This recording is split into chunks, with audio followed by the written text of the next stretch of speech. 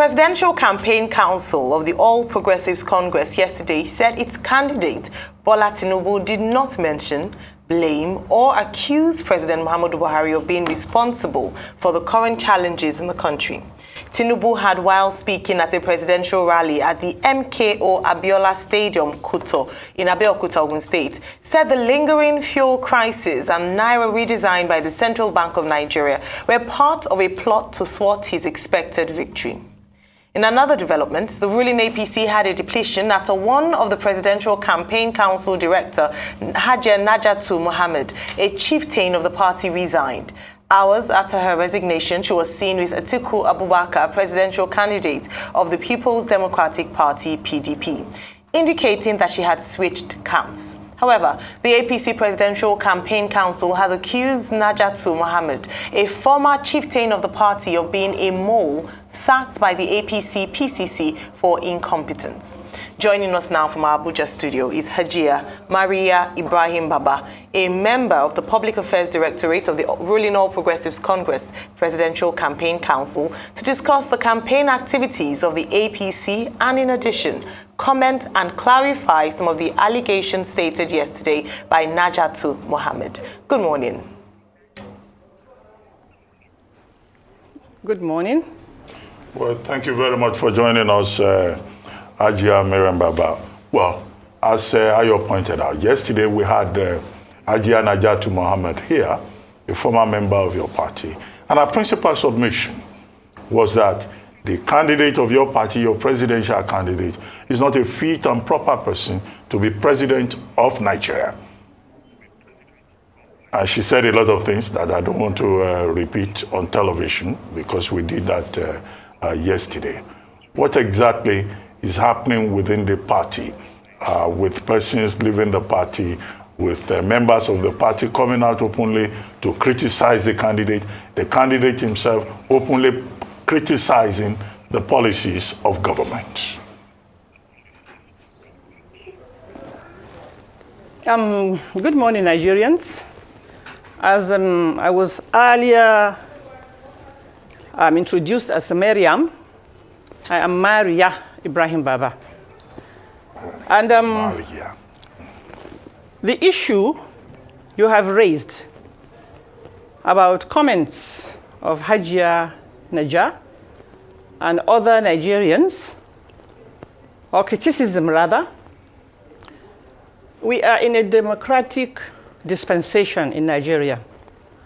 Nigerians have the right to share, move, participate with people of their choices in different political parties. Criticism that are passed out to the public with good intention, without insults, insinuations, and trying to create disunity among people in Nigeria is not the right way. But criticisms are welcome as long as they are,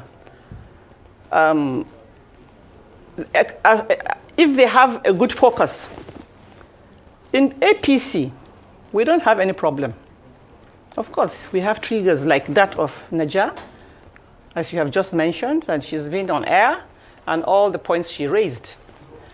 As a Nigerian, Naja'tu has the right to move from one party to another. But there are principles in life. Creating false information about individuals, especially people that are already out there, that you have identified with in the beginning and accepted to work with. If at a point in your life you discover, as she has mentioned, she was in London and had had about 2-3 hours discussion with our principal, that is our presidential candidate, inshallah, who will emerge by the grace of Allah. She had one-on-one. How many Nigerians have that opportunity? But she had it. She discussed with him, as she claimed, and she assessed him and came to a conclusion that as far as she is concerned, as a Nigerian who has the right to take decisions at any step in her life, discovered that to her, he is not capable for reasons she has given. She mentioned him having dementia. Fine. Then she also said, she categorically asked him, what plans does he have for the North? And he said he has nothing for the North and that he doesn't have a blueprint. Now, on her return to Nigeria with that perception, with that conviction that she does not believe in him anymore, the best thing she would have done is to move to whom she believes without, insulting him publicly in the media, saying all sorts of things, even referring to his medical condition when she doesn't have a medical background, does she? Her assessment is wrong. But then on arrival back to Nigeria, she went ahead. With that decision at the back of her mind, she went back to the office and collected a letter of appointment to serve in the process. And then, of course, money has not been given to anybody. All our supporters, from top right down to the sugarcane seller, they have different ways of contributing. They go to places without demanding for money. We want to divorce ourselves in Nigeria from politics of money. Now, she collected her letter and then went and started. And then suddenly she came up, just a few weeks to the election, and decided to move to another presidential candidate, which we do not see any fault in that. But she should have done it quietly. And she should have also returned whatever benefits she's receiving from being an APC member. She mentioned she's a commissioner in the police affairs. She said that she does not receive any salary, which I will believe her. But I'm sure there are incentives that goes with it, even if you don't receive salary. Okay. So you see, it's unfortunate that you have decided and concluded that the presidential candidate you agreed to work with has dementia. And by the time you came back to Nigeria, you still went ahead to collect a letter to serve under that. Nigerians are not stupid. Oh. Nigerians are aware the politics of 2023 is different from the ones we have had in the past. So it's just a pity. From all indications, she has shot herself on the foot. All right, thank you so much, most unfortunate. Let's move on because we have such a limited time and want to get through a number of issues, including some of the work that you're doing with the APC. But I'd like you to respond to, the speech by your presidential candidate, Asiwaju Bola Ahmed Tinubu, the statement he made at the MKO Stadium in Abeokuta, Ogun State, which your party, through your spokesman, Mr. Bayo Ononuga, has come to refute, or perhaps, shall I say, clarify. What he said is that the president did not, I want to read his statement, as he said it, did not mention, blame, or accuse President Muhammadu Buhari for the current challenges in the country. In fact, he said that the sabotage what they were referring to was carried out by some fifth columnists in the system, possibly working in cahoots with the PDP. There are a few concerns around this statement, because what he was saying was that the candidate was trying to let the federal government know what is happening and who are the detractors. Number one is that the president, whom is under the APC, is the Minister of Petroleum, therefore has oversight of that industry. If he's saying that the PDP is responsible, along with some other elements, for the lingering fuel scarcity in the country today, is he saying that the Minister of Petroleum is not able to handle his ministry? My dear, in Nigeria, we don't believe in clean competition, unfortunately. And these are the areas we need to change if we want our country to forge forward. We should give room for clean competition. You go out on the field with free, fair grounds for everybody. Go and compete. You win, you win. You don't win, you go. There's another time coming. But we always go by creating stories. My face could be removed and somebody else's face could be put on my head. This is a modern generation. We have all this social media. They can do a lot. Our principal, our presidential candidate, Alhaji Bola Ahmed Tinubu, did not say all those words people were now claiming he did. He didn't say it. And the issue of petrol shortage in Nigeria is not new. We have had it a lot in the past. In fact, worse situations. Things have improved. Last year, we had Christmas celebrations, and every filling station is free. We have fuel. We move around. There was no problem. These hitches come from time to time. And if it unfortunately comes at a time when your enemies will use it against you, which is unfortunate, the petrol issue is not a deliberate thing by anybody. We did not say anything. We have taken it in good faith. You as a person, you can walk, you have eyes, you can see, and then you go and hit your leg and have a fractured bone. So what happens after that? You go and get treatment. But so let us really look at situations fairly and without being, emotional or try to be pulling down syndrome. This issue of petrol is not new in Nigeria. We've had serious issues in the past. It has improved with the coming on board of President Muhammadu Buhari, and he's doing his best. A human being can never be 100%, but at least he has scored over 90%. Okay. So our opponents are going cooking stories and putting them around. They are not authentic at all. They are all false. Okay.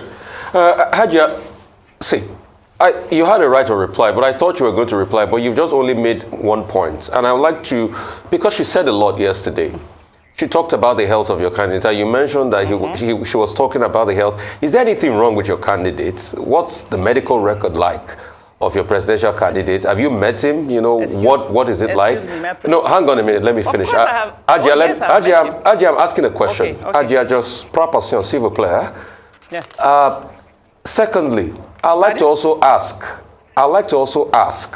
that they said houses were bought for some people to be able to join the campaign, because she made a lot of allegations. Secondly, do you know anything of such? Excuse me, the sentence is not clear. What did you say at the beginning?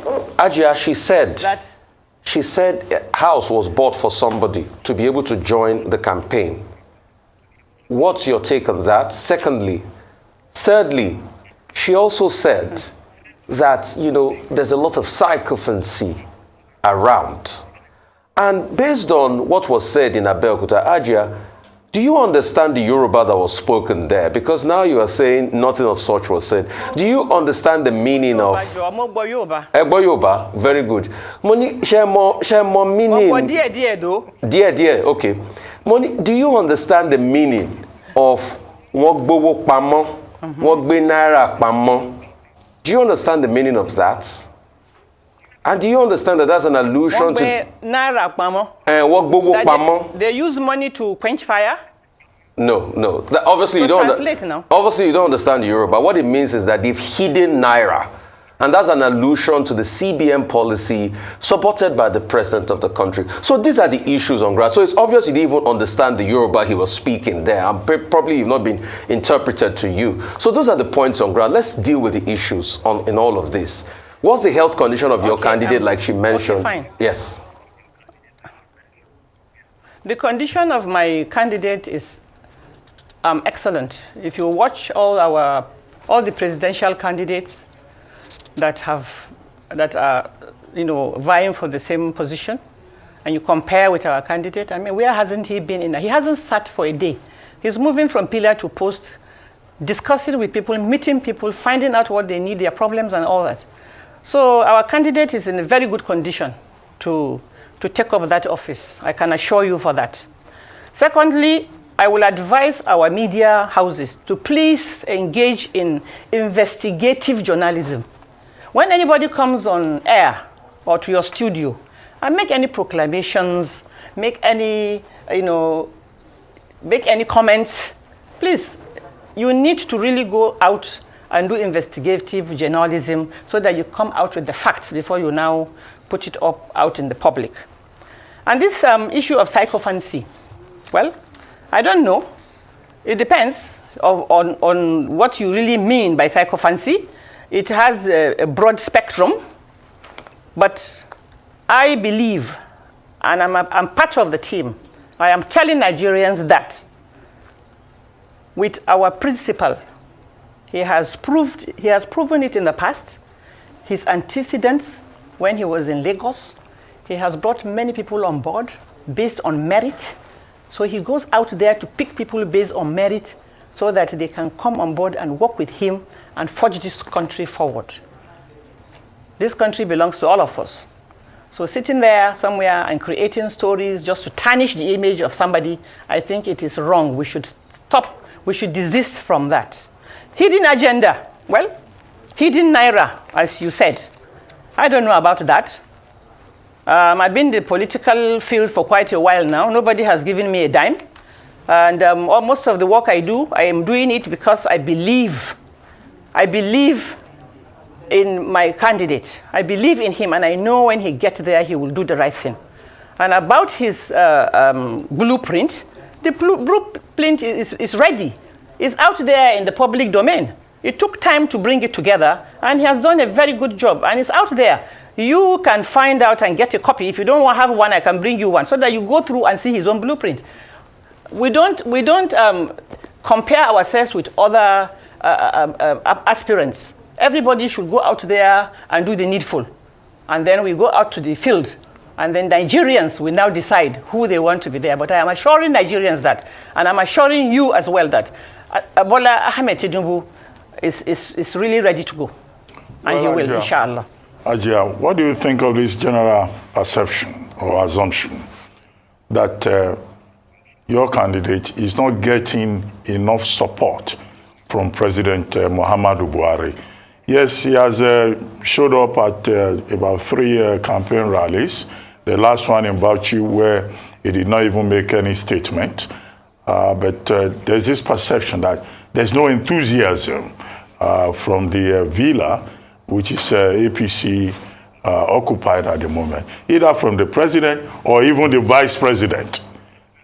What do you think of that? And then secondly, what are your concerns, if you have any, about the fact that people can't get PVC, and yet INEC tells us they are ready? If people don't have PVCs, and in a report that we considered this morning, prepared by a group of civil society organizations, we're told that voter suppression should be expected in about 32 states. If we have voter suppression in 32 states, what will be the quality of turnout? Now, let's take the issue of Buhari, the president. The president is still the president of Nigeria, and he has work to do. And if you notice, he has already identified with a spread where he will accompany our candidate as support to show Nigerians that he is with our candidate. And he has been to other places. Even when we flagged off our campaign in Jos, he was there. He's going to be in Katsina very soon. He's been in other places. There are many more places he will go to. But as the sitting president, you don't expect the sitting president, when he has work to do, to leave office for the whole campaign period and start going out to campaigns. It doesn't make sense. He has to divide his time into these two very, very important areas. As the president, he has to attend to his duties. And then, of course, he has accompanied our candidate, and he will still continue until we get to the election period. I mean, the election day. That's that. And then about concern about PVC. INEC has done well. They have extended time. They've given it open. Up to this moment, people are still collecting their PVC. And we in APC have designed a chart whereby all stakeholders are back to their states. You don't run election in Abuja. I am in Kano. I have been in Kano. I only came here day before yesterday, and I'm leaving tomorrow. So in my state, we have 44 local government. We've been working with NGO. We have the state ESCO of our party. And then we have ICC. Recently, our coordinator has been appointed, General Lawal Jafaru Isa, because he has all it takes, the organizational, because if anybody you put in a leadership position does not have the idea of organization, then we are going to have problem. He is the best, and he has already started. I've attended most meetings that he has called, and we are on field. Now, every person goes back to their local government, and from the state, local government, to our councils, right to the voting boxes, we have members of our party that are there. And also, we have adopted another method whereby, women have responsibilities. A mother, a wife, and then she can't leave home. So what we do now, we go to rural areas. In all this, in fact, I am from Kano, so I'll talk for Kano. My other colleagues, we are comparing notes from time to time. We go house to door to talk to these women, to make sure that they have their PVC and they go out to vote, and we educate them. So, I mean, we are not doing badly at all. We are doing well. So our opponents should not waste their time in attacking us. We don't have time to attack our opponents. We are focused. We have a mandate, we have duties, and we want to bring in the president of Nigeria. So we have work to do. So we're not going to burn our energy in trying to go and start fighting people. No. We don't fall in that category. Very quickly. So we are working. Yes, very quickly, because we're running out of time. The first thing I wanted to just speak to you with regards to your statement around the president being too busy. Would you not say the same thing about other state actors? For instance, the Minister of State for Employment, Mr. Festus Keyamo, has been on the campaign trail and even serves on the PCC. That's Mr. Festus Keyamo. Can you hear us? You see, I didn't get your question. So I'm talking about the busyness of Mr. President. And others have called also that Mr. Festus Keyamo, who is a serving Minister of State, has been able to find time. I know obviously his workload cannot be compared to the president, but at least has been able to find time to not just follow the presidential candidate to different places, but speak on his behalf, tweet, and in fact, people have asked if he's still able to manage his, what is being paid for as a Minister of State. So and then also with regards to the president's performance, I'd like you to assess it, because you're asking us to vote for the APC for another term, and people have said, well, the APC, under the APC's government, we're currently, even though you said the PDP is responsible for the fuel queues, but we have a lingering fuel crisis. We have debts, the possibility of 77 trillion naira debts being inherited by the next, president. Why should we vote the APC? Can I talk now? Yes, please. Are you good? Now let's talk about the president being busy. I mean, of course, every president is busy, but then there's something we call division of labor. That is why you even have deputies. You have people to support you here and there. The president cannot do everything himself. So he assigns certain things that others can do. We operate with division of labor. So the president, of course, is busy with his office, but that will not bar him from going out to support us in the field when we are going for presidential campaign. He has done that, and he will continue doing it until the end of the elections. Now, let's talk about Festus. Of course, Festus has his chambers. He has his chambers. He's the minister. Yes, and then he has an appointment now with APC. I, Mariya Ibrahim Baba, I'm self-employed. I have time. That is why I was co-opted into this section of under Festus. There are assignments that are assigned to me, which is one today I'm handling, and there are many others. So you see, the fact that somebody has an office that he's running doesn't mean he will sit there 24/7. He will delegate. He will give duties to people. One hand does not carry a house. And when they go and deliver, of course, he will get the credit. So Festus is doing his best, and he's sharing his time logically to areas. And anytime he sees an area that needs more attention, he attends to it. So please, let us be fair. Let us not be judgmental. He who wears the shoes knows where the shoes pinches. So all the officers that were appointed and placed in places, you now mentioned Festus in particular. Festus is doing a very good job. Otherwise, he wouldn't have sent me here to come and handle this. So please, my dear, my prayer for Nigeria is that we become focused and cast our vote for our candidates so that Nigeria will be a better place for all of us. Thank you. Well, thank you very much, Ajia Mariya, for joining us on the morning show.